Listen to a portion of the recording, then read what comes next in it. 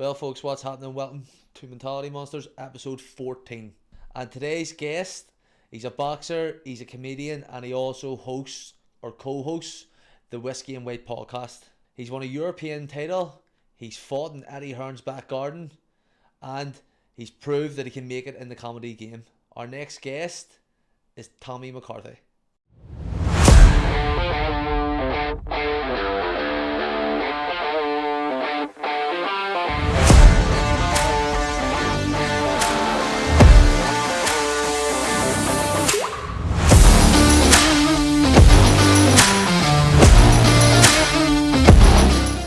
Well, folks, what's happening? And today's guest, comedian, boxer, the co-host of the Whiskey and White podcast, and a guy who shares a birthday with P. Diddy, Mr. Tommy McCarthy. Well, what's happening? Tommy, cheers for coming on. Last night, your first headline gig. How did that there go for you? I went unreal, to be honest. Everyone loved it. Got we stand ovation all at the end. So couldn't have went any better. Love it. It was West Belfast as well, wasn't it? Yeah, it was up in the Roddies. What's it like performing in front of a West Belfast crowd compared to everywhere else?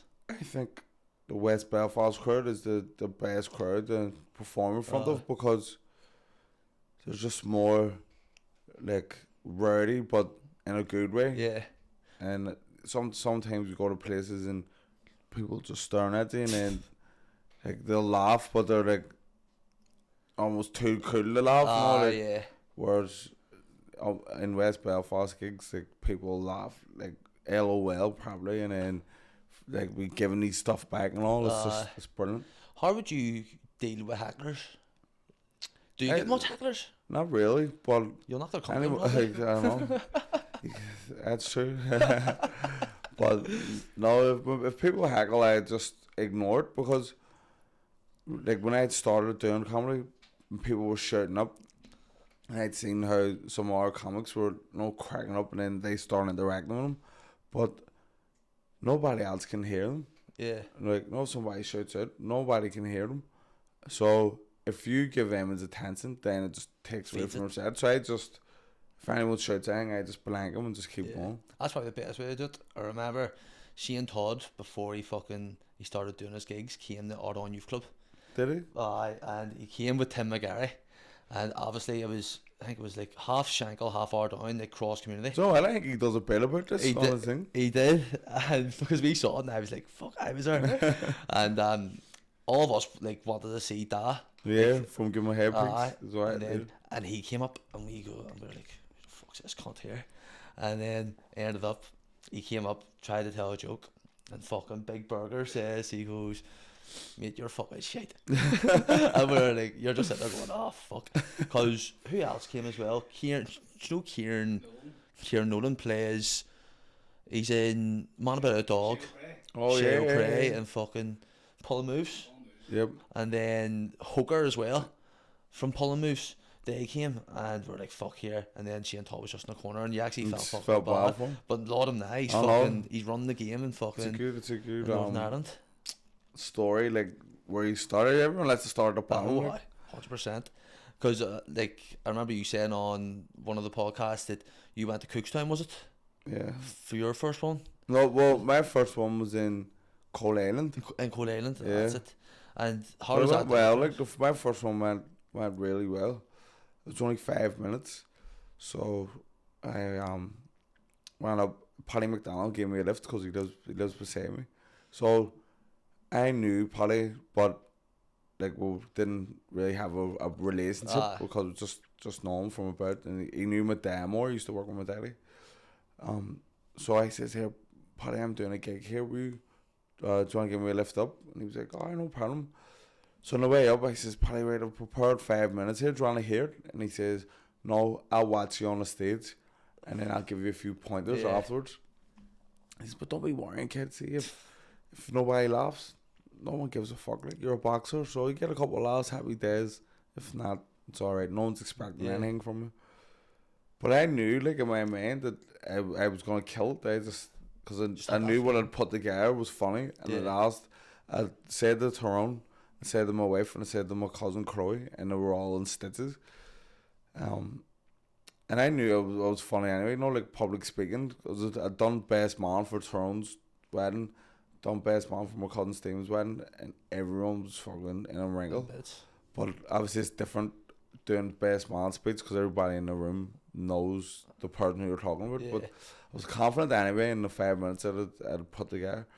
So I went up, done the thing, and everyone just loved it the whole 5 minutes. As soon as I come off the stage, Paddy McDonald says, "Tommy, that was fucking brilliant. There's not much you have to do here. Do you want to do the feel?" But I thought he was joking. I went, "Oh, sure, may as well." He went, "No, seriously, I think that's fucking brilliant. You're from West Belfast. It's a West Belfast crowd. I think they'll love it." And then there was another comic on the bill called Fintan Harvey from Derry.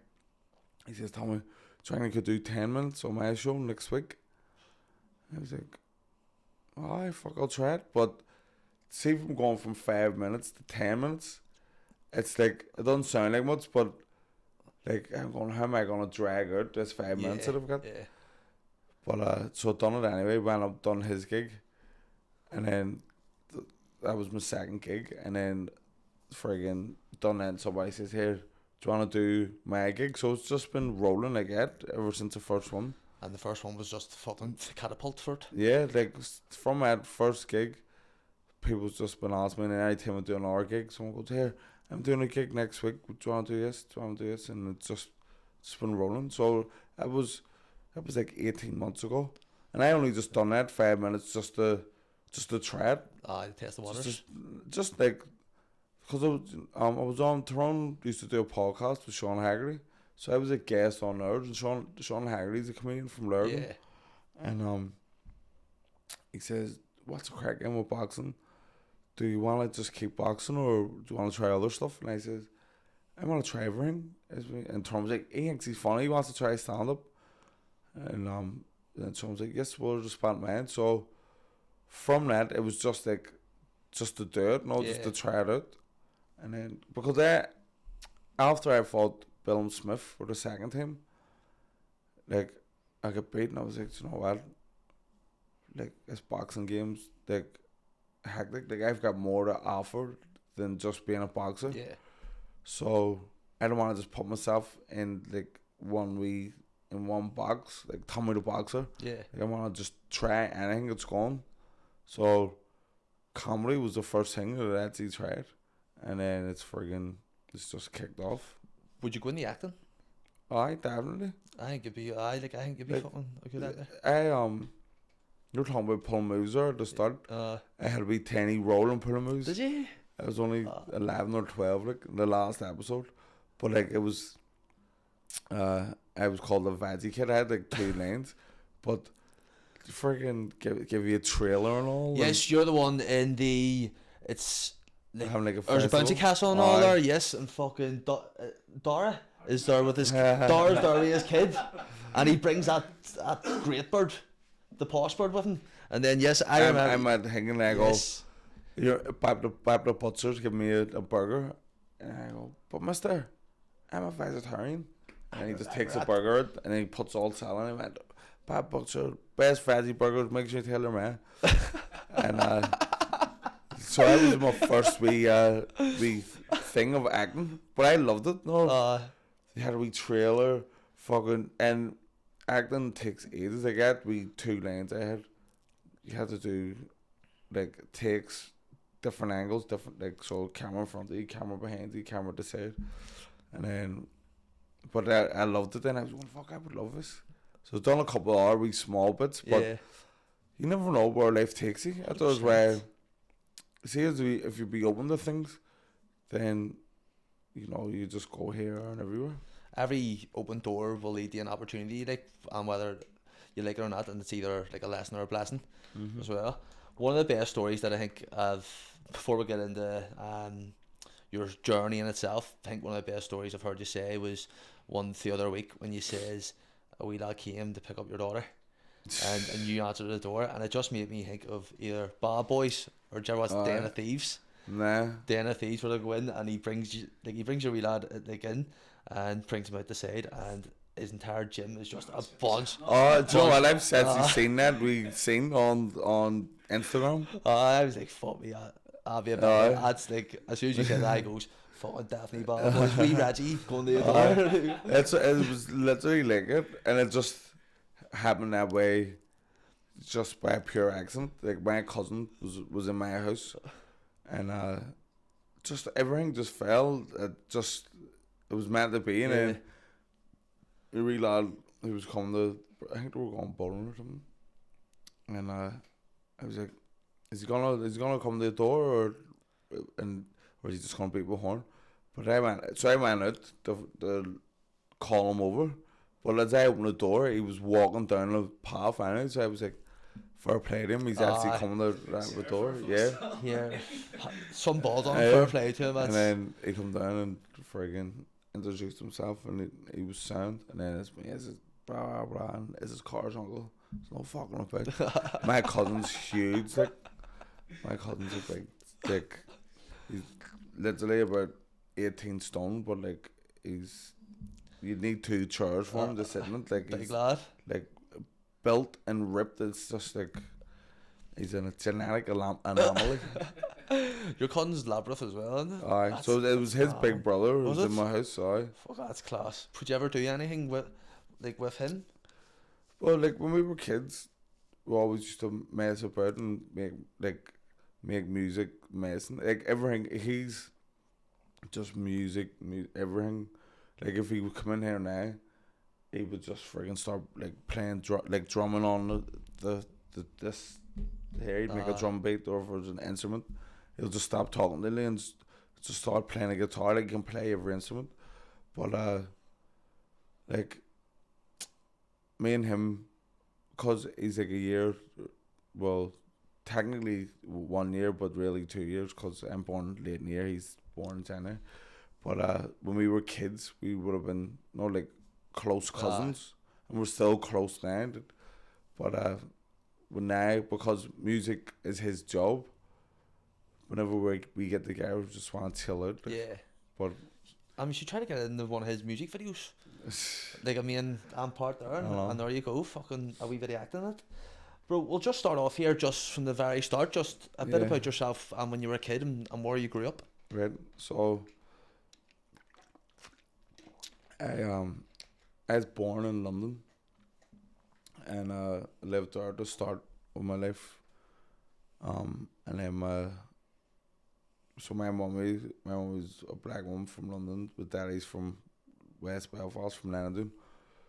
So he went to London to work when he was young. My mummy had me, and then they broke up when I was really young. So he come home, but I was living in London with my mummy, but I was always back and forward. Like when I was born, I was brought home straight away. Like it's 6 weeks to get christened, and then so my whole life was always back and forward. West Belfast thing. Probably run all. Fuck's sake, get the Celtic kid. Straight up the Lenadune to get christened up in Albert Plunkett, and then my mummy died, and so I came to live with my granny in Lenadune, but still, even still this day, always going back and forward to London, because all my mummy's side of the family's Jamaican, but everyone lives in London. My grandparents and all, they all live in London, and we're a real like tight family, and I think people are more closer to their mummy's side of the family in most instances. And even though my mummy's side of the family live in London, still maintain a real strong connection and always in contact. So I grew up in Lenadune, and Lenadune, like, it wasn't like a big shock or anything. People always go, fuck, you must have had a culture shock coming from London to West Belfast. But it wasn't as if I wasn't already in West Belfast. I mean, I already had my mates and had everything. What age would you have been when you first came to live? To live? 7. 7? Alright. And but I already had mates and everything, so it wasn't like I was going into an unknown world. Like I was already a Lenaduner, so you know what I mean? Yeah. And the Celtic top to prove it. Yeah. And so I grew up in Lenadune, and my first thing was music, because I'm from a music family. So my mummy was a singer, all her sisters are singers, all my cousins, everyone's music people. Like my granddad's even a friggin' singer. So I was playing the guitar, and as you were saying about Lammer, I actually showed him how to play guitar to start, because he used to come over, and he used to come to Lenadon for the summer and like the visit, and so I was trying to be a wee music man, and then I started playing for court, playing for court in the morning from under 10, Gaelic and hurling, and then just was doing that. So from primary school right up the like first year, I was just music and TAA, and then the first year started boxing, and my grandparents didn't want me to box, but I always wanted to box, but my grandparents like, no way, just fucking no boxers shit, and like just were completely against it. So I'm just going down here just to train for the Gaelic season starting, and then but I had ulterior motives, like, and once I started, I've been training there for about a month, and Patsy went to Alva Plunkett gym, and Patsy McAllister still running the gym now to this day. He come up to me and he says, listen kid, when are you going to start boxing for me? And I went, whenever you want. And then that was it then. Had my first fight in Holy Trinity, where Sean McCombs club is, and I get beat. Most people do lose their first fight, but it didn't put me off. I was just buzzing with it. I remember after, it was just a wee club show, so everyone gets a trophy. Yeah. So I remember after the fight, I got beat, and I went to see my dad on the way home. He was doing my daddy was doing a door in Betty Duffy's. I used to do a door as well. Did he? Rough spot. So no, you hard as nails in. So I remember stopping on the way home, and one of the other doormen was like, how'd you go, kid? And I just went, showed him the trophy, and he went, happy days.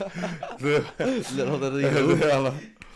And then, but that was it. Then I just got hooked on boxing, and always had this mad belief, like from that first fight, from the first day, I knew that's what I wanted to do. I walked in, and the smell of the gym, it's a stinking smell, but it's like a unique smell. Yeah. And I just loved it, like the leather and the sweat and just Smelly everything. gloves. It's just like, it's weird to actually love that smell, but I just loved it. And then after that fight, I just come out the fight again, just believed that I was going to be a world champion. Like, friggin' not even like anthem champion. From the early days, I was like, I'm going to be a world champion, this is it.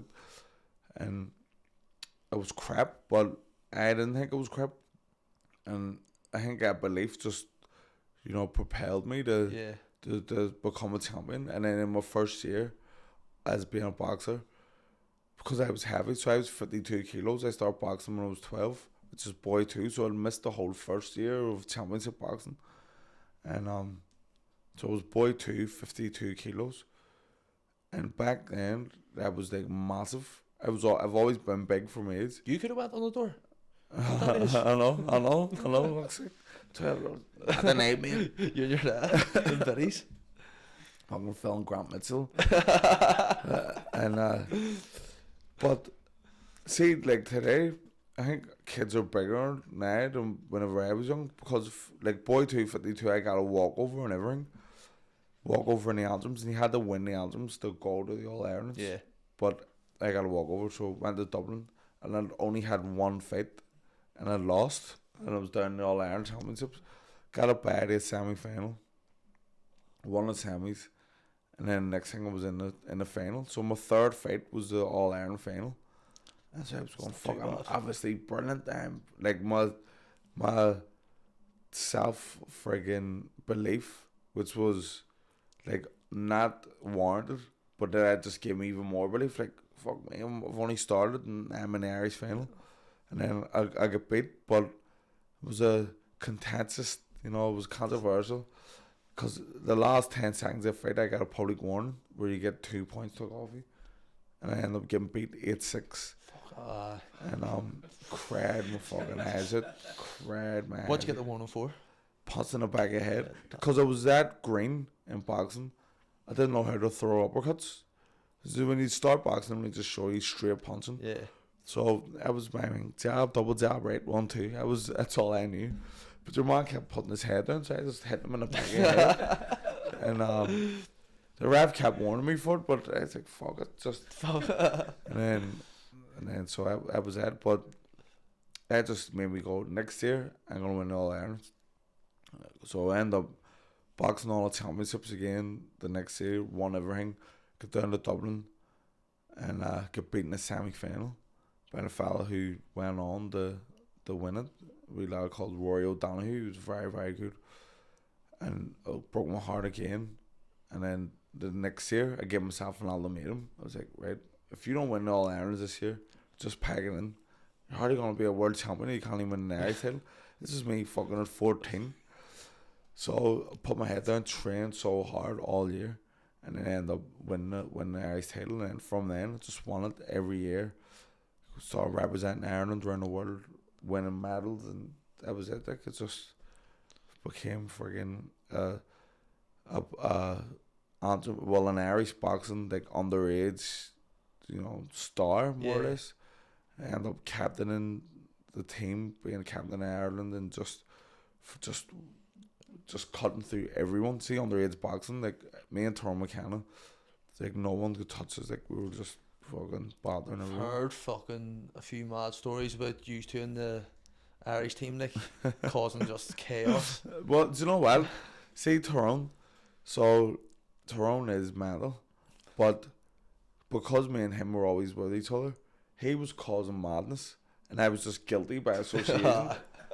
So, even, like, when we first, so, like I said, from underage boxing, from, like, Tyrone won All Ireland's boy 2 and won it every year. I won it 2 years later, boy 4. But we were cleaning up so much, right up the under 18s. Went to World Championships, I got bronze medal. Like, we were just, like, the top of the tree of underage boxing. We ended up getting onto the senior team the first training camp with the senior team. My cousin was Lamroff again. I feel like I'm name dropping, like, fuck. But like I said, me and him's tight, so he was over visiting, and so I had said to the coaches, look, can I come to this camp a wee bit late? My cousin's over visiting. He's like, oh, no problem. So I had missed the first 3 or 4 days of the camp, and Tyrone was up there wreaking havoc, going mental. Him and another Tyrone from Derry, Tyrone McCullough, them two were just putting toothpaste in people's gloves, people's shoes, people's fucking gum shields, just wrecking the place. And Kenny Egan, who I'd fought in the senior final that year, I'd lost him, but he'd just come home from the Olympic Games and he'd won a silver medal. So he was the captain of the team, big superstar in Irish sport, not just boxing. Tyrone was torturing him, and he was like, he cracked up one day and went, I'm gonna come up there and wring your neck. And Tyrone went, I ain't gonna get Tommy for you. He was like, I get him. I hadn't even arrived at the camp yet. So when I showed up to the camp, everyone just hated me already. Like, was it your first time at the camp? First day at the camp, fucking senior team. I went, like, I wanted to put my best foot forward. I'm gonna train hard, like, give a good account of myself. Before I even got the opportunity to give a good account, everyone just hated me. Because I was like, they were calling us the juniors because we were just graduated from the junior.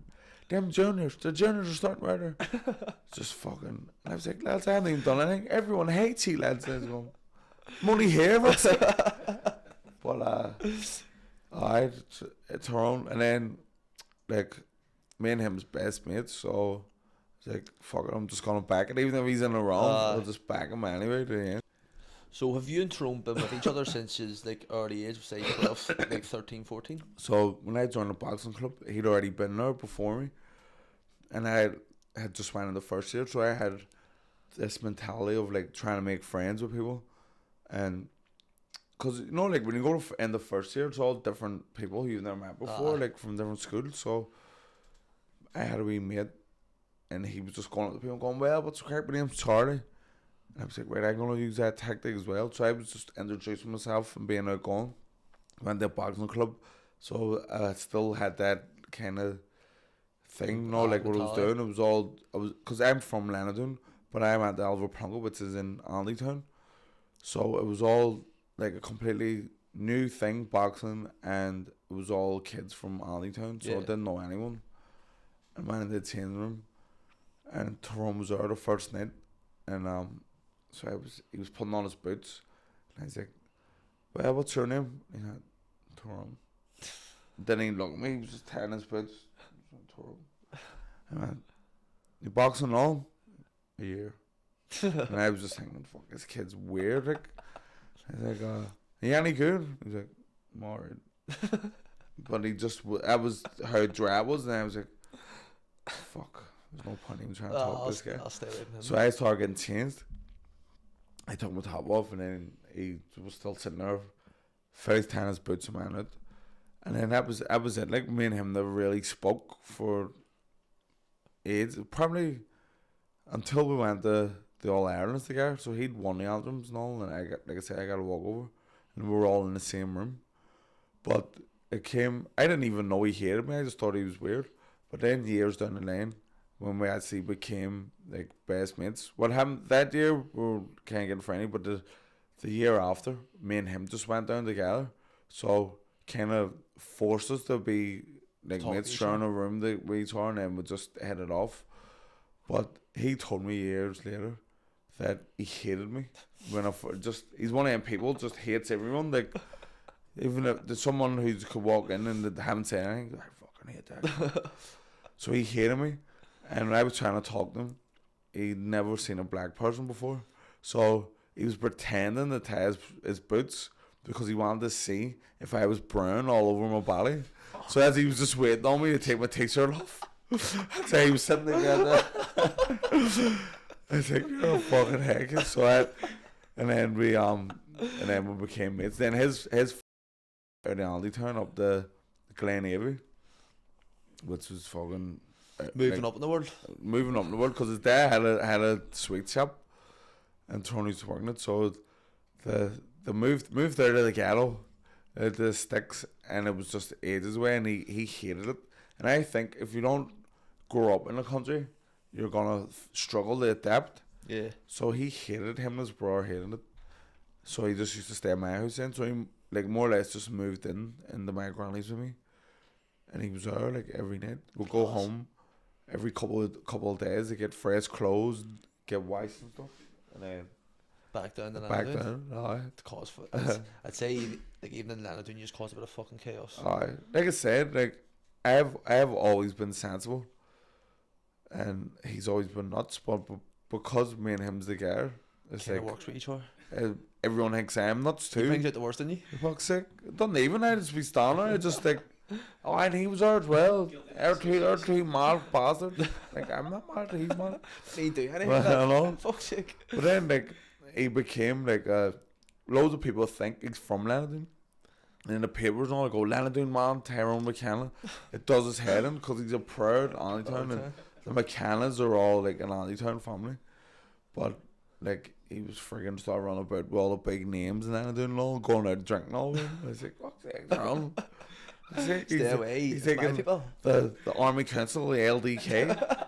You know what I mean? Honorary member.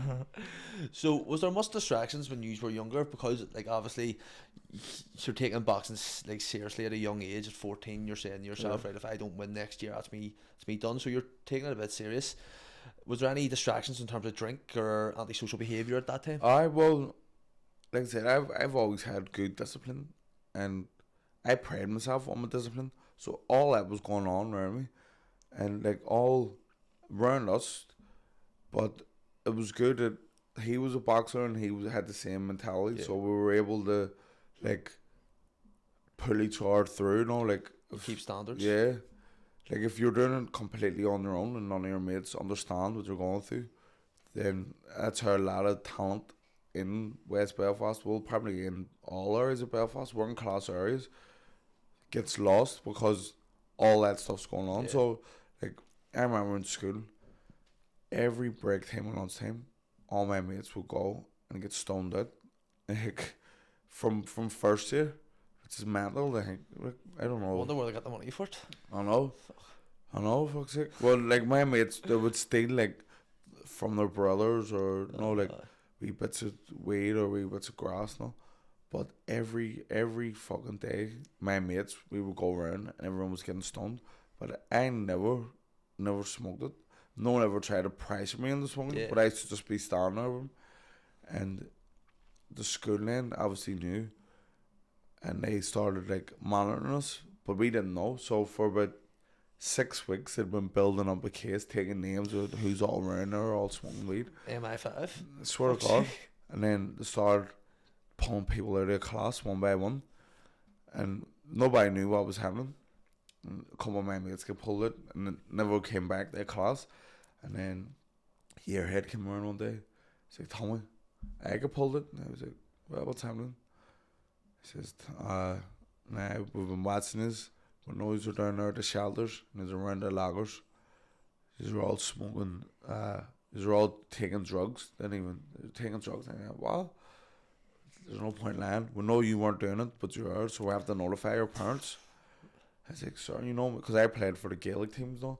I was like, sir, you know me. He says, I know you're a sportsman, though, but just because you were, we have to tell your parents. But don't worry, you're not in trouble or anything. I was like, right. Phoned my dad and my grandma to say Tommy's been running with a crowd and they're all smoking marijuana. And my dad tried to fucking smack me. My grandma stabbed him. I was like, Dad, I swear to God, I wasn't smoking it. Everyone else was, but I wasn't. But see, as a parent, see if my kid said to me, I wouldn't believe him. Like, 100%. so you're trying to tell me everyone's standing there smoking weed and you're not? And genuinely, you can ask anyone who's like, I genuinely wasn't. But it doesn't sound believable. That's impressive from your school. It sounds like the fucking haste blocks. I know, it was mad. Pulling you out one by one. It was little weird. long knives. A couple of them like got expelled and all, and just let's say a fella in my class got pulled out, and he was never seen again. One of them disappeared there for one fuck's sake. as well, and then so I'm saying that to say, like I say that these distractions were going on, but I had the discipline, and like I was goal driven. I was so driven to do what I wanted to do that I never fell into it. And then fair play to, like my peer group, no one ever tried to pressure me into it. Like even when they were smoking, like I always was like, fuck, I'd love to see what, but they never even heard how much on of it, and never. So that temptation was never even brought to me, and then drinking. I know there as well. Like I think that's what Sean was saying yesterday. Like all like Caine go out, not like and all his mates to be drinking and like all at all that there. Yeah. But to never like pressured him into doing it, like, which is. And I think like because people like when they see someone doing well from the area, they want you to go on. Like so, I think people were like, "Nah, he's gonna be alright." See, even like if I'm at the parties now, like as a teenager, everyone was drinking. I never drank, and if people were coming in who didn't know me, "Hey, John, we drink." I go, "No, he's a boxer. He's alright." So it was good. Like it was blessed that way that no one, I never get dragged down that road. Yeah. See, in your amateur career, how much fights? Because you've probably fucking had hundreds, but do you know how much fights you ended up having in your amateur career? I tried to count it up, and I would say I had 122 around that mark. And that there goes from you were in the Worlds as well. Did you ever fight in the Europeans or the Commonwealths? Aye, so all of them. Done all the majors. The only thing I didn't do was the Olympics.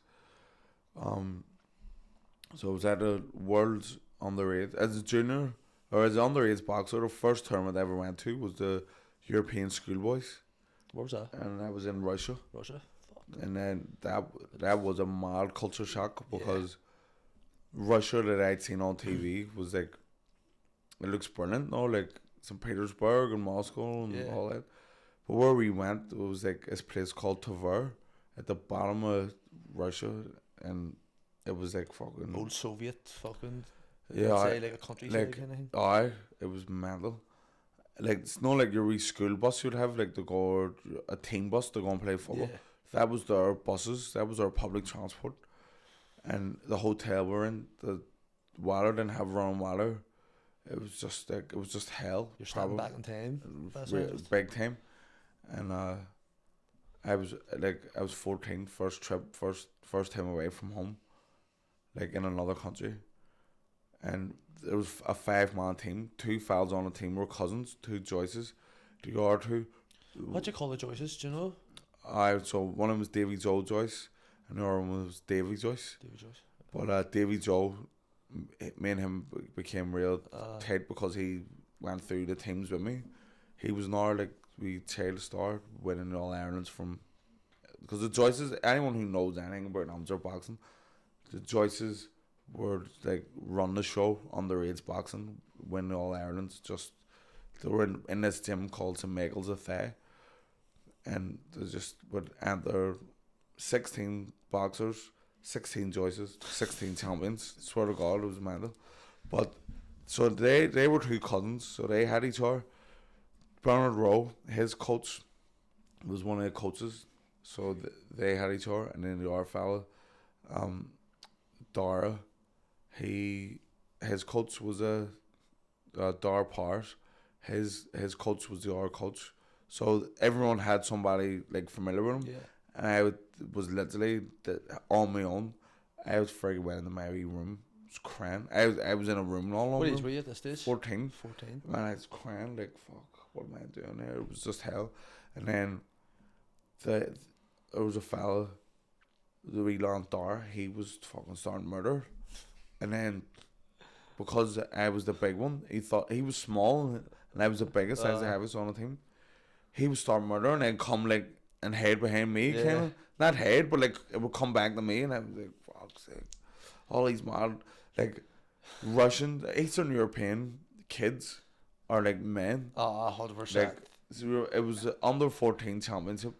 These fellas had hairy chests, friggin' just tanks, and it was like it was a good trip for us. Everyone got a medal. I got a bronze, and everyone done well. But they were just out of our depth. There's a difference in Irish teens and Eastern European teens, because they're like fucking proper men. And then so went to Europeans every year, and then went to the Worlds, because in boxing, the Worlds were 1 year, Europeans in the next year. And then went to Worlds in under 18. That was a big achievement, because the youth tournaments is like getting you ready. It's like minor football, the senior football. Yeah. So it's a massive thing, and got a bronze medal, and that was in Mexico, and loads of the guys who were at that tournament are all like superstars now in world boxing. Like Dimitri Bivol, he was there. He got bid. He got a bronze medal. Now like he beat fucking Canelo. Canelo was actually at them championships, but watching, he wasn't even on the Mexican team because it was in Guadalajara. Yeah. Were you aware of? I didn't know who he was. Nah. Nobody, because we were 17. I think he was pro at that time, but no one knew who he was. Yeah. But he was there. He was in the city. He was just there watching. There was a guy, the Mexican guy, Oscar Valdez. He was there. He won a gold medal. So many the American team, they were all like loads of them were stars now. Errol Spence, he was there. He could beat. I could just name drop all of them, but obviously fucking You'll be there all day. yeah. But I so done that, and then got on this senior team. Kenny Egan, like I say, he was the man at my weight, so I lost to him in 2 finals. The first final, I was so like out of my depth, because it was just like I was like a boy really. Yeah. And it was that whole tournament. My first Irish senior tournament was just shocking, because as a kid, I used to stop everyone, and it was just like it was easy. Then I get in, these fellas, me men, just I was hitting them or just eating the punches coming at me, and I had like this man strength and all. And like Kenny Egan was just, he was world class. He was the best in the world at the time. So lost the first year. The second year, got a wee bit more man strength for me and fought Egan again in the final. But that year, fuck me, I was gutted because I really felt like I won that fight. And he beat me by 3 points. It was fucking, I was gutted. I was like, just. Was that down International Stadium in Yeah, Dublin? yeah. But after that fight, me and Egan became mates then. I think we hated each other the year previous. And then all that messing was going on in the camp and Yeah. all. But then after we fought the second time, we just gained more respect so much. You know, like, and so me and him still get on with to this day, have a good relationship. But then I moved up. I went to the World Series of boxing, which is like, do you know what the World Series is? Is that the one that Paddy done? Yeah. In 2015, he went to like Venezuela and Yeah. fucking Italy and all, just went all around. Aye.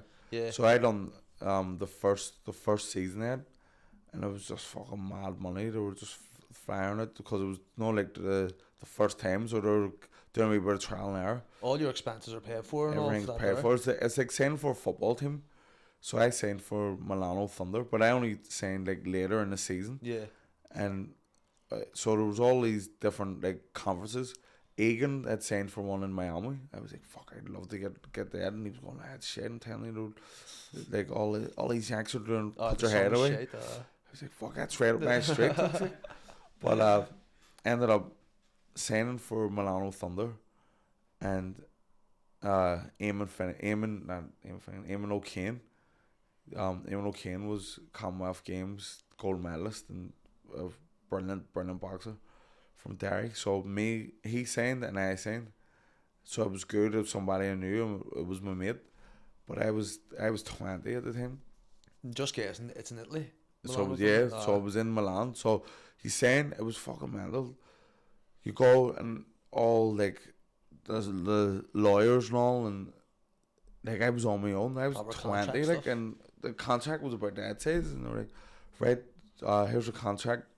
I was like, right, may I read it? Because I always like I didn't know what this. I was saying it no matter what, but I just wanted to read it to know what I was getting myself in for. And I was like, okay. And I sat there, these two fellas reading this fucking big fucking contract. Were they just starting? And they were just sitting looking at me. Tommy, do you want to read the whole thing? I was like, yeah, I do. I just read third and then signed anyway. No, actually, do you know what? I wasn't happy with the deal at the start. And I was like, do you know what? Nah, I'm just going to go home. And then they were like, we'll offer you more money. I was like, all right, happy days then. I'll be back. Haggling.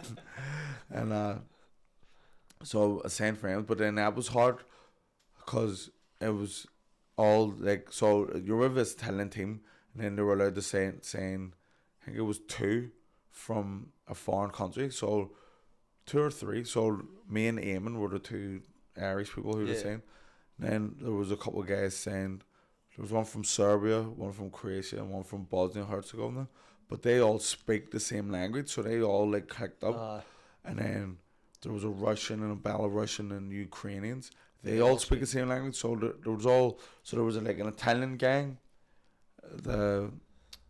That's the old Yugoslavia. They were a gang, and then the Eastern Bloc, and then it was just me and Eamon. And then there was a guy from Holland who could speak really good English. But when I first went back, Eamon had went home for a while, so I was on my own. Yeah. And again, fuck's sake, I went into my room, cried a wee bit. I was looking at myself, I was like, Jesus Christ, what a bitch. Like, 20 years in your hair crying. Like, but it was just so, like, and my missus had just had a baby as well. And I just felt like it was just hard. So that gave me, like, a wee insight in the, when people who play football here and they go across the water and they come home, they can't take it, and everyone goes, fuck me, they're like, you're living the dream. Now I realise why so many people come home, because you're in a foreign country, you don't know anyone, you're on your own, it's hard. Like. But then it ended up being a great experience, and everyone then became mates, and like the Italians and everyone just all became like one. It was brilliant. It was a great experience. Would you still speak to any of them lads now? I do. Like see social media, it's great to keep in contact with people. 100%. So a guy, Baljo he's from Bosnia. He was just talking to him the other day. And he turned pro now as well. He's my weight. And it was like, I'm gonna come over. You always make plans to visit people, and I haven't went anywhere. But I was like, listen, I'm still gonna come. He says, just book the tickets. You can come here. The Balkans have been mad too as I well. know. Bosnia. I know. I'd love to go there, like Croatia and stuff. It looks good. Like Croatia looks good. Looks Does. warm. I think the more like inland you go, the madder gets it gets. madder, I know. There's a guy from Ukraine. Me and him shared a room, and at the time we couldn't really speak English. But it's mad. Like you probably have done this like when you've been away. Well, I don't know if you have, but trying to communicate with someone and you don't speak their language, they don't speak your language, but you can still talk to them. It's like it's weird. Like when I think back to me and him sharing a room, you're talking like, do you want to go to the shop? Here, me. And he's going, you go, alright. But see, I think back to me and him, like, sharing a room and going, like, the fight in different countries. Like, I remember back, like, as if he was talking in English. But not like if you watch a film and subtitles, and then when you think back, you can, even if they were talking Chinese or Spanish, in your mind, head, you're going, like, you think back. Remember he said this part, but, so in my mind, me and him were talking, but we actually weren't because he couldn't speak the language. But now, Sergey Deverenchenko, he's in New York now. He can speak English. So he just fought at the weekend. Fought Golovkin, like he's flying. So all the guys are all flying who I boxed with. Apart from me, fuck's it. It's good he had now. She had to go to Ukraine for fuck's sake. Well, he's in New York now. He's doing well for himself. He's flying. There's a big like Eastern European community in New York.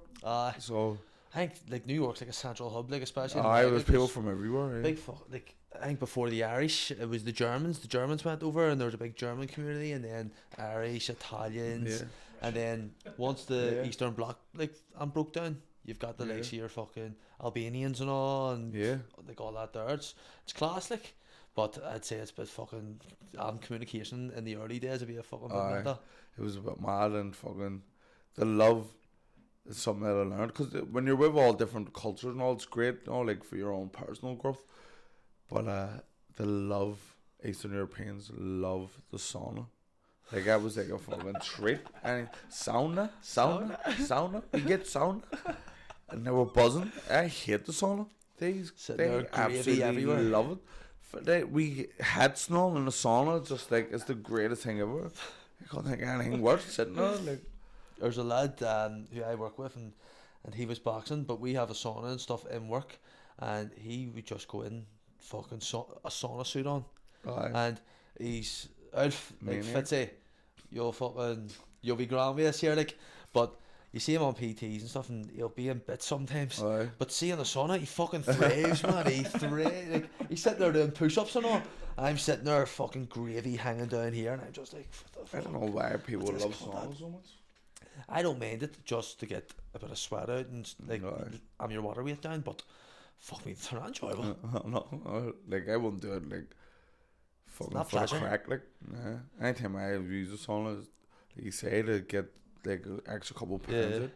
Do you think see experiences like that there, going to like countries like that there by yourself, do you think that has forged your character as a person? Well, yeah, definitely. Made me like mentally strong and confident. Boxing does give people confidence. But to go to like different places in the world on your own, and like have to maneuver and meet people and talk to people and try a different cuisine and all, like it's made me confident. Like I would go anywhere on my own. Like there's people wouldn't even go to the shop on their own. 100%. What do you think's the highlight of your amateur career?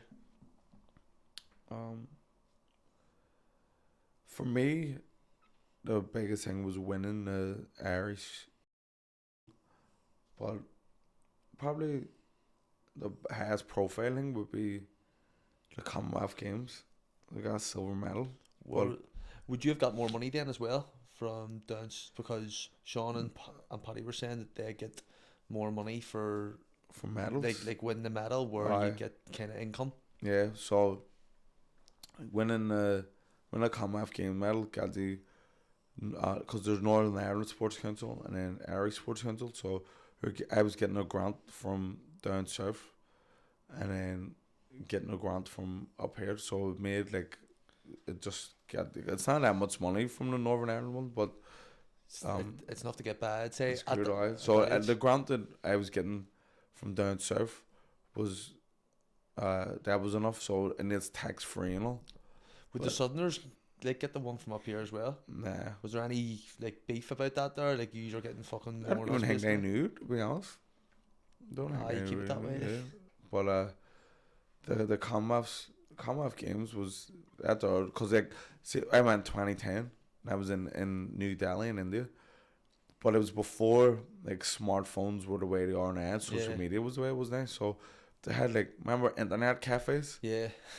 So you had to go to the internet cafe to go on and see what was going on back home, and I'll go on Facebook. So you go on Facebook and people are all buzzing, but you didn't realize how big it was here at Yeah. the time. Ah, And the team that I was on was the most successful one up there at the time. So I got a silver, Steve Moore got a silver, Paddy Barnes, Paddy Gallagher, and Eamon O'Kane got gold. So big names. it was like 5 medals, like unreal, all in the final.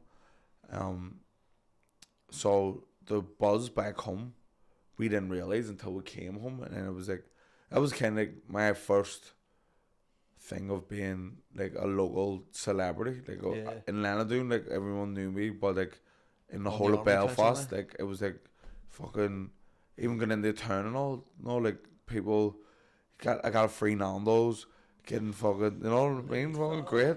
Seeing you at the hang and congratulations, and people asking to get photos and all. I was because the Commonwealth Games is on BBC, Yeah. like, so everyone watches it. And especially, I think here, especially, everyone again, like as you said earlier, likes to see you do well. Yeah, Like if someone's doing well, everyone's fucking Yeah. behind you. Like it was great. And then I was only 19 at the time as well, so I was loving it. And then when we came back to the airport, it was all media and all there, and BBC and UTV and like big massive fanfare, and we ended up getting a open top bus around the city and all. It was great. nice. It was brilliant. So you went pro 2014 was your first fight. I think on Yeah. October 2014. How did the entire thing come about for you? For going turning pro. Yeah. So I had always wanted to be professional. Like I started boxing when I was a kid. I never had any interest in Olympics or anything like it. And then once you start doing well as an amateur, you get sucked in that Olympic dream. And then I never qualified, so I was like, right, fuck it. And Tyrone McKenna, Raymond Ginley, and Anthony Kikachi all signed with this outfit called Green Blood in America. So the 3 Amons went to Philadelphia and were living out there. And they wanted to sign me, and their mom was offering like fucking mad money, you know. So I was like, right, my mates right there. It's perfect, and I always wanted to box in America. It's Yeah. like the best place for professional boxing. So I done this deal, signed the contract. The money was mental, and I'd actually before it was a guy was sponsoring me, Pat McGee. And he passed away now, R.I.P. But he was been sponsoring me my last year as an amateur. And Yeah. he says, right at the end of the year, I want to talk to you about going pro, and the deal was good. So I'd actually signed with him, and then the Green Blood thing came about, and I was like, Pat, this look at this here. The Look at, opportunity. Like, and he was for like, it. listen, I don't really think Andy Josh was getting that kind of money, so yeah, by all means, but make sure it's nailed down. So obviously, I should have knew. Like if something's too good to be true, it is usually. Yeah. So I signed a contract. I was waiting on this money coming in. It said within 3 days the money be in your account. 3 days went by and nothing, but I was like, no, fuck it, they'll give it like 3 days. Week went by and nothing. Another week, I sent them a message. I was like, that money hadn't hit the account yet. Oh no, don't worry, it's just come from a foreign account. It takes a wee bit longer.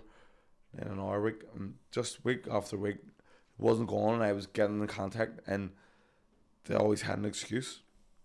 And then after like, it must have been about 8 weeks, because I was holding out so much. I was like, all the money's gonna come.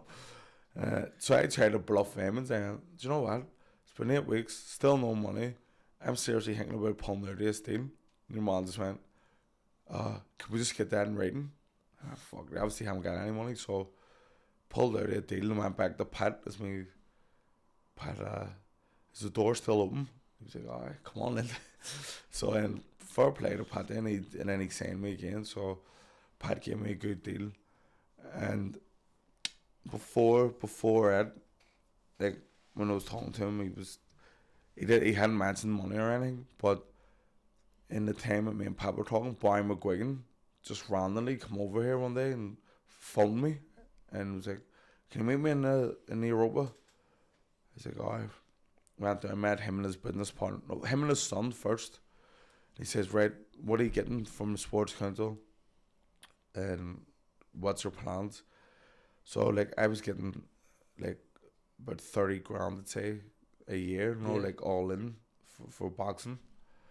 And he was like, right, okay, I'll be back next week. Come back in the following week with his business partner with a contract. Fucking like all the numbers on it. I was like, fuck, I'm gonna sign this. This is fucking good money. But showed Pat what the offer was, and Pat went, look, I'll fucking match it. And so I signed with Pat anyway. Went to Dewsbury. Did you ever hear of Dewsbury in Leeds? Nah. That's where I made my debut. Dewsbury is voted the worst place in the UK. Right? So I was like buzzing, like going to, I'd never been to Leeds before, and I was just Googling, it's come up, just everyone saying how like terrible it is. So I was like, geez, where are we going over here to? But it's just a wee town outside Leeds. But it was nice. I ended up made my debut, and it's like, it is run down now, like, it's mad. I don't know if it's the worst place, but it was like, it wasn't great. But made my debut, stopped again in the third round, and my first fight, I was very nervous for it, because I was like, if you get beat here, like, it's over before it started, the dream. But I didn't. Loads of amateurs don't know this. You're going in, you don't know the game, the pro game. So this fella come down, he was from like Latvia or something, wee skinhead, wee tank. Journeyman. And I was going, my granddad was there, and he was like, is that who you're fighting? Fuck, he looks serious. But, so I was nervous, but now that I know and I have experience, see anyone making their debut, there's 9 times out of 10, there's nothing to worry about, because these guys aren't coming to win. Journeymen in professional boxing are there to survive and give you a workout. They're not there to beat you. Yeah. So but obviously I didn't know it at the time. I was going, fuck, this fella looks like a killer. But got off to a winning start, and then fought again. My second fight was in Manchester, and I fought a journeyman, but this was a different kind of journeyman, because he was a journeyman who didn't realise that he was one. He had ambitions.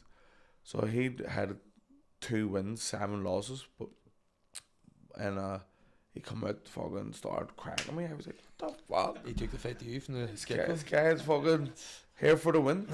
I ended up stabbing him in. But because it had like a good amateur career, my manager was like, right, we can just cut through the domestic scene and no like fast track it. Yeah. So first 3 fights, stopped them all, and then I think it was my 4th, or I'd say my first 5 fights, I stopped them all, and then my 5th fight was against a guy named Courtney Fry. Courtney Fry was like vastly experienced. He was at the Olympics, Commonwealth Games, gold medalist, English. English guy from Liverpool, and but he was at the tail end of his career, Yeah. and it was in the field. That was the first ever field fight night, so I was highlighting it in the park, and it wasn't the way mix is now. It was in the. Did you ever go to the field? It's the marquee, The was it? marquee, Yeah. aye. So it was in a marquee. There was about 2,000 people there, but it felt like there was 20,000 people there. But it was fucking brilliant. They're like compact as well, Aye. and then because that fucking big roof And then in the park as well, in the fucking Falls Park. So that was the first night of field. That was the first ever boxing in the field, and the Mick and Paddy and Sean had all come up, and they were all still amateurs at the time. So that was my first big test. Courtney Fry, 8 rounder, won, and then I ended up. I fought in Dublin then, knocked the guy out. It was like knockout of the year, I think that year. And then I got a big opportunity to fight on a first Sky show. No, I actually fought on a Sky show in Dublin, but it was only a wee 4 rounder. But I fought on a massive show in Scotland then. First time doing 10 rounds against John Lewis Dickinson. John Lewis Dickinson was a British champion. He'd won a title outright. He was WBC silver champion at the time that I fought him. And it was a massive step up. Yeah. And the commentators are all going, Tommy McCarthy must be doing well in the gym because nothing on his record suggests that he belongs here. And the fucking boxing down my skin. That's probably my best performance in my career. Over 10 rounds. Fucking. And then I thought that was it. I'm on the road. Eddie Hearn, everyone loved it. I remember sitting down at the end of the 6th, looking out the ring, and Eddie Hearn was in the front row and he just winked at me. I went, happy days, they couldn't have went any better. So I thought Matchroom were going to sign me, but nothing happened. And then the field, I wanted to do an hour fight night, and my manager was like, listen, there's no point, like you're going to be on Sky now, just, but they never came there. So that fight was say in May. So the whole summer went by, nothing from Matchroom, nothing from anyone. We were knocking everything back, waiting on Eddie Hearn to come. But he never fucking phoned, for fuck's sake. Still waiting. And then, so I ended up fighting in, was it November or October, November? Fought Matty Askins, which was it was a silly fight to take, but fought him in Manchester. First 12 rounder, get beat, and it was like, see, right up until before I fight, my manager was going, it could be Matty Askins, it was another Welsh guy, Craig, what's his name, Craig Watson, Craig something. I didn't know who it was until like maybe 2 weeks before. I said 100%, so this is Matty Askins or Danny. Were they both the same style as well, or different styles, but Matty Askins was just a harder fight, and I'd had Matty Askins over sparring, and when we sparred, it was like just the worst spars ever. And I remember after when he went home, I was like, "Fuck, you won't want to fight that cunt. He's just a power spoiler." Next thing, here I am fighting him in Manchester. Get dropped in the 4th round twice. First time ever in my life hitting the canvas. It was just, everything just went to shit. Went 12 rounds anyway. Get beat, first loss. That was my 10th fight. And then just struggled then to fucking get the momentum for ages. How do you handle defeat yourself? That one was like, because it was my first one. And in my mind, I was like, great, I'm going to go 10-0. That was the plan, go 10-0 and then take a risky fight. But because I'd beat Courtney Fry early on and then I beat John Lewis Dickinson, we're like, fuck it, we'll just go like try and fast tracking. And I was like, jeez, my career's over. And me and Anthony Kiketsi was with me. He was fighting on the undercard. He's done a six rounder, so me and him were sharing a room. And I just thought my career was over. So from that, I didn't fight for ages. Did you learn much from that there loss? I don't Like know. about Like yourself, or it was just. I did, like, I knew what how I wanted camps to be and what way I wanted to feel going in the ring, and stuff that like stuff that happened for that fight. Like I knew like how to approach them for the next fight, in terms of gloves and rounds. Like I thought it was a 10 rounder, Yeah. and then on the day of the fight, my manager was like 12 rounds of action. I was like, no, it's only 10. He says, no, 12. I was like, fuck. And did me. that change your mentality or your thought? Of the fight? Yeah, because I'd never done 12 before.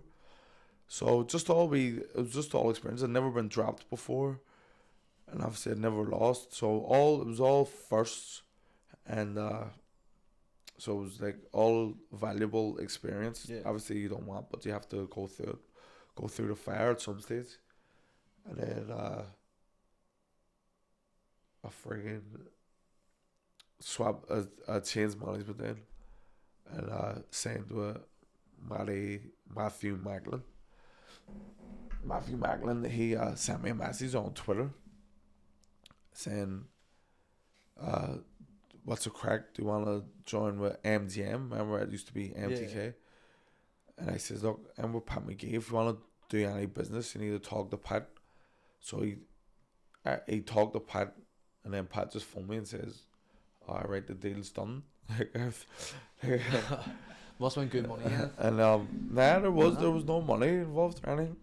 But at that time, MGM were just running Irish boxing, so Yeah. everyone was there, and it was just like it was putting on shows all the time, and everyone was Opportunities, yeah. So Shane Raymond's had 2 fights, and then it wasn't working out for me. So I said to them, look, I wanna do my own thing. So they're like, oh, no problem. And Shane with Mark Dunlap, man. Mark Dunlap is the best manager. It's still my manager now. Once I signed with him, he got me a fight like within a week, an hour fight, and then he was like, "Here, Kazi, you're fighting." He says, "What about this Richard Reagpoor? How do you think you do?" I was like, "Oh, I think I'd beat him. They've offered it, but like it's in 2 weeks. But sure, you're trained anyway." So took that Reagpoor fight to get beat, but that it didn't like set me back or anything. Yeah. Mark Dunlap was just like, right, we're gonna get you an hour win, build me up again. They got me an hour big title fight with Matchroom again over in Italy, fighting this Italian. He was like Fabio Turci. He's the face of Italian boxing, where he was at the time. So it was this big thing, top of the bill, and I was there to get beat, like, but I went over, ended up winning. WBC international champion, fucking was brilliant, and that just got me on the road. European champion and everything. Ended up top 5 in the world, top 3 in the world, with all the major governing bodies. It was like, we're gonna be getting a world title here. Then agreed to fight for the world title. Then COVID hit. It was like, fuck's sake. So nothing happened, and then after COVID, fought Chris Bill Smith and Eddie Hearn's back garden. The first one, controversial, it's being a split decision. I really thought I won it. Like loads of people thought I won it. And but I got he headbutt me, and this bad cut. It was like 18, 19 stitches, and my eye got infected, so my eye was closed. So I fought him. It was the 1st of July, and then I never boxed again because my eye was fucked, like completely closed for like, it was just brutal. It was a really bad injury, and then so I put me out of boxing for the rest of the year, and then I fought him again, then following in April, and get beat, get fucking, it just everything went wrong in that fight, and then that's when I was like, I don't even want to box anymore. Like, it's just, and I'm gonna try and rebuild my career. It's fucking, and mentally, and after the fight in the changing room, I'd announced everyone, it's me lads, that's it, I'm finished. Told my wife I was finished. But after that fight, the next day we went to Jamaica, and we were in Jamaica, and the sweet Jamaican guy come up to me, just randomly. He was like, "Excuse me, sir, you're the boxer?" And I went, "Yeah, man, I knew that was you, man. I've been following your career. I want to get a picture with you, man. I love you," and all this. And he was a boxer. I was like, "You know what? I am a fucking boxer." Yeah. fuck it, retirement's cancelled. I'm gonna, and then it's like even like I'm in Jamaica and fucking like my fucking Jamaican people love me, so it gave me like we thing We like morale boost. yeah. So I come home and then was Mark again. We went to Estonia. We went out there, got the ball rolling, and then another big fight. He's just magic. What he does for your career, like he's unreal. Sounds like he doesn't let you, like, if you lose, you're not It's not sitting over. around thinking about it. Yeah. He just gives you something to focus on straight away and keeps you going. What kind of made you go into comedy then? Because you're like great amateur career, professional career as well, holding titles, and then you kind of make that there switch to like the comedy. So, they said at the start when I was on Sean and Tom's podcast.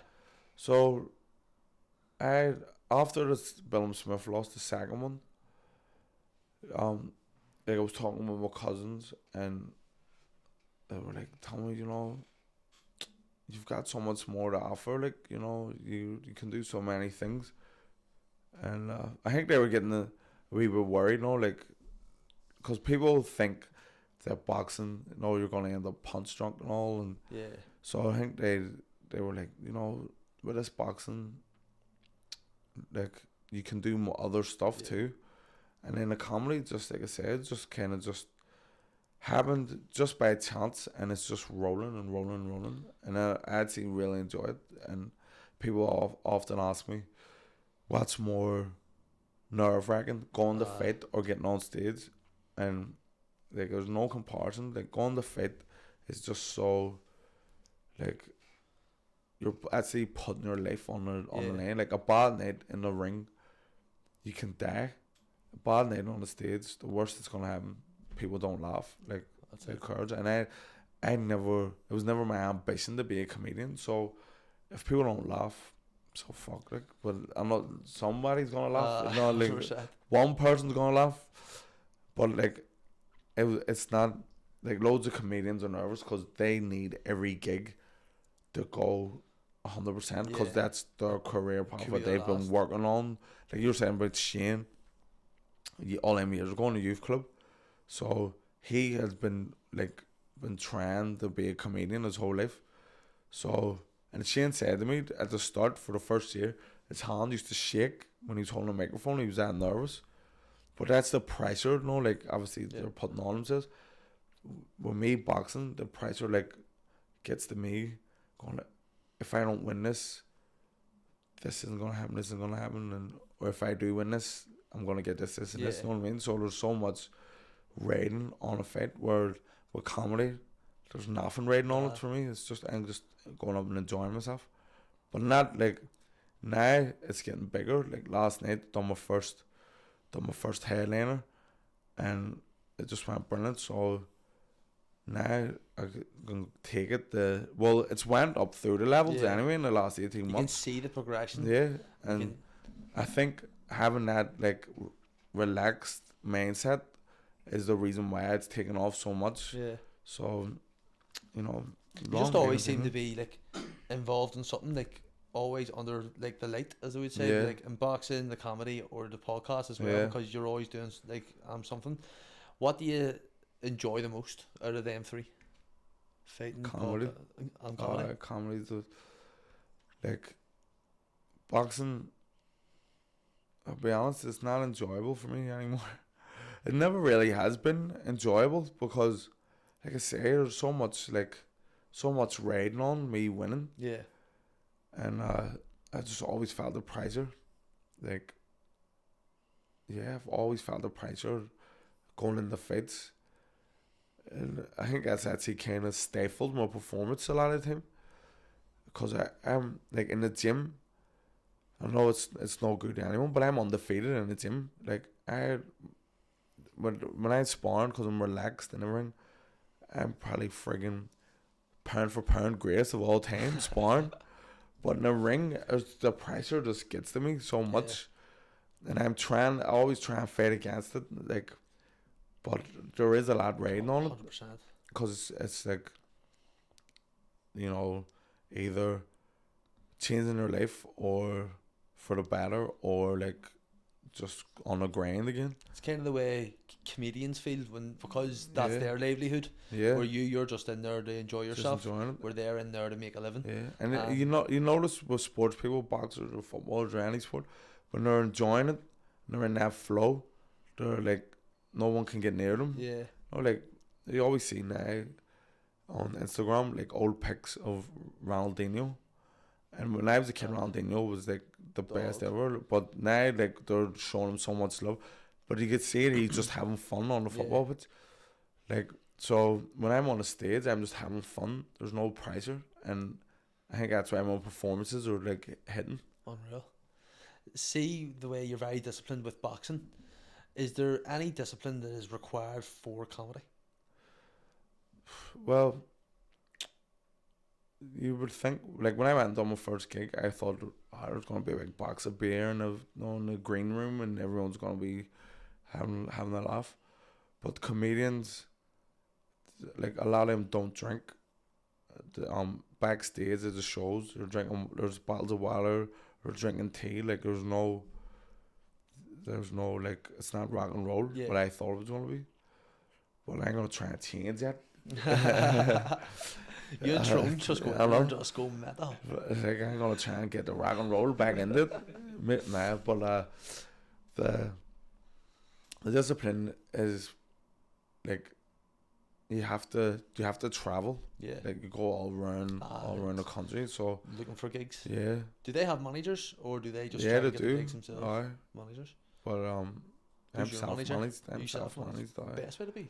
Exactly. Like, see, I get asked to do loads of gigs, and I always say yes unless like I really can't do it. But I would rather like people come to me and ask me if I can do it, and I can say what's the money and do it all myself. Yeah. Where with a manager, they're gonna take a percent for something that I can do myself. 100%. You know what I mean?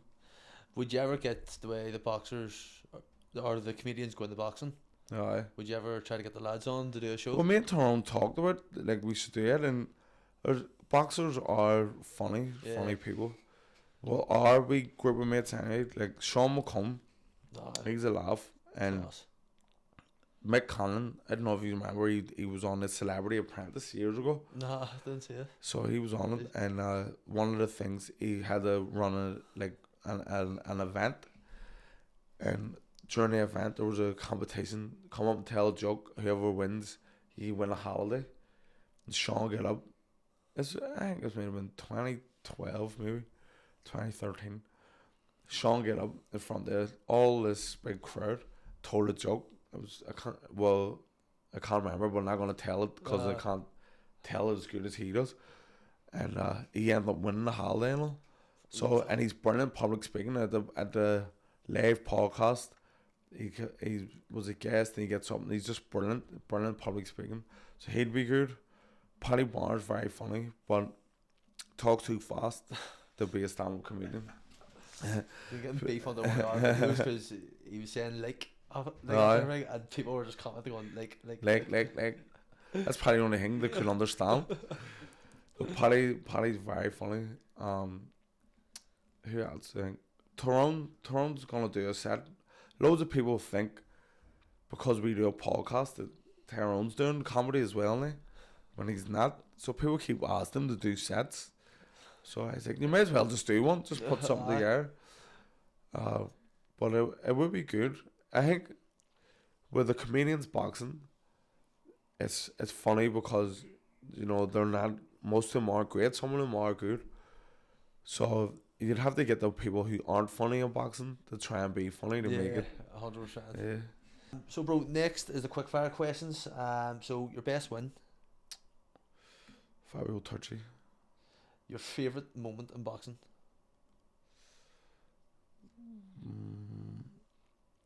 Winning the European title.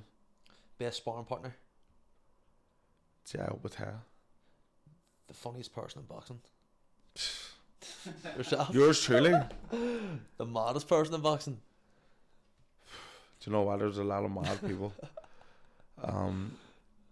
Tyrone McKenna, definitely up there. We'll just give Tyrone McKenna. No? Don't want to throw anybody else on their bus. Sean's mad as well. Like, Sean and Tyrone are they're two metal kids. Yeah.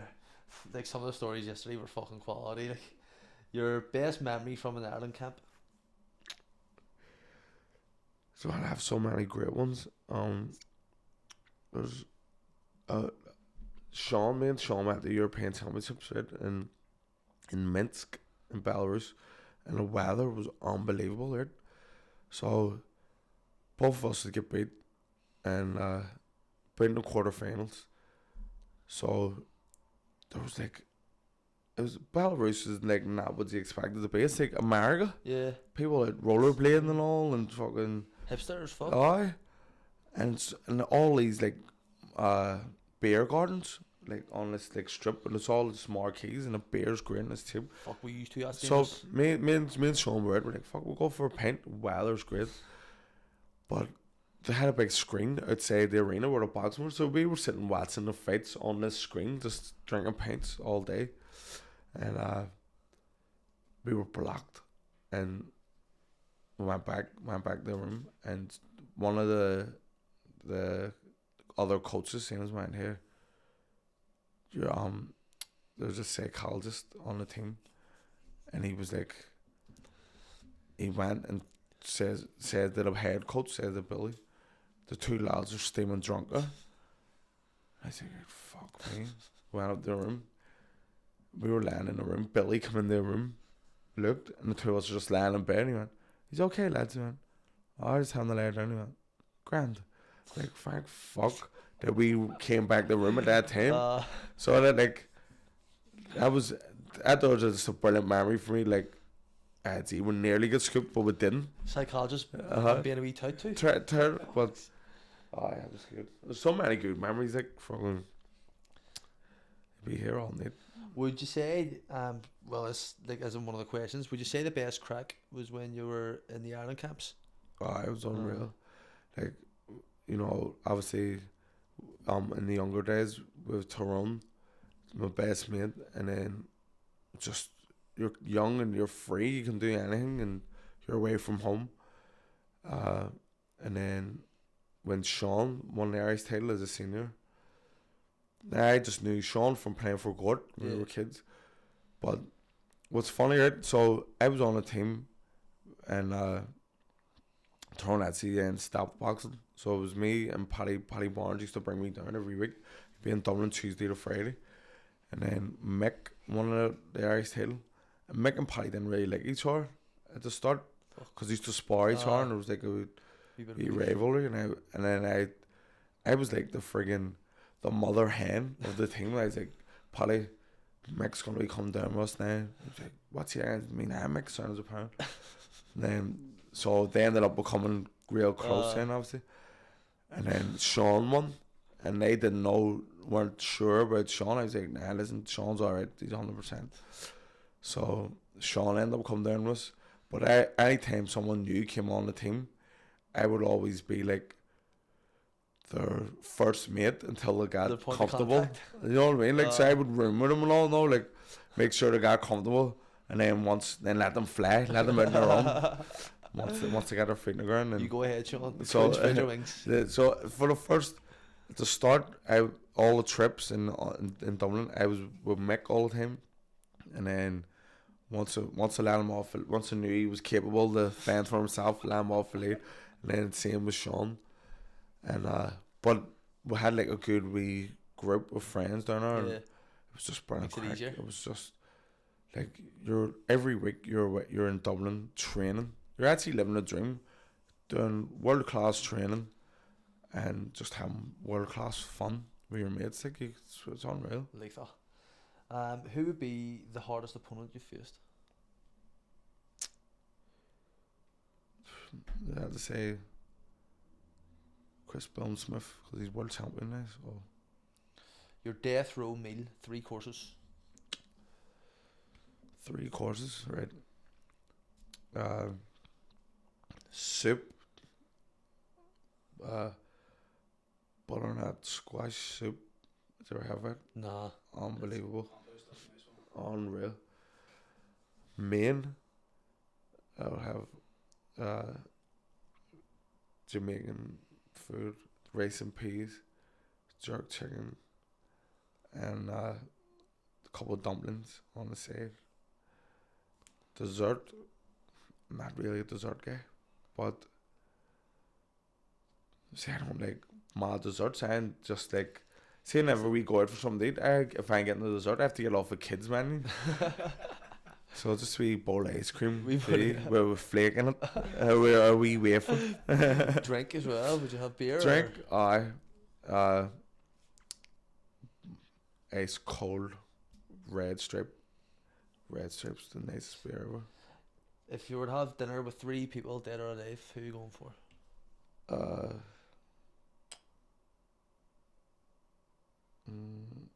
Bob Marley.